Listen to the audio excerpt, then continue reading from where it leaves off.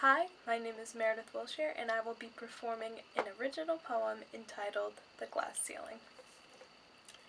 She works hard for a woman, she stated in between swigs of her wine.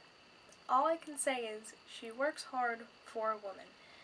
Now, grandmother, I know you were born at some point in the 1900s, and your mind is as closed as your windows on a breezy day, but how can you look at your 18-year-old granddaughter and proclaim that her success will be determined by the shape of her genitalia, by how she identifies herself, by what box she checks off on the employment form, that she can work 100 times as hard as a man, but the only number that matters in that equation is the 80-something% of a man's salary that she will earn, all for the same work. That working hard for a woman means giving 100% and being paid less than what it's worth. How could you forget your days when your occupation consisted of more than watching the neighborhood kids from your window when you were young, and you dreamed of nights outside of Brooklyn's limits? How could you forget your pride as an assistant to the president of a major company, or your tribulations trying to be something in the world's greatest city? I bet you worked hard. I bet you never stopped. Even when the typewriters turned to diapers and your hands stopped writing memos and started writing grocery lists, raising a family with a daughter who you would one day reduce her work to hard for a woman. As you preached your own sermon, I thought of my future.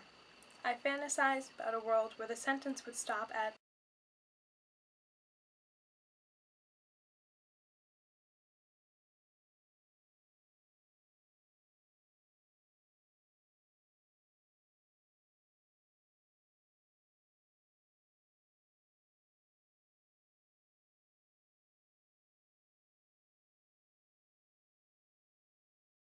Okay, and I have another poem, and this one is called Youth.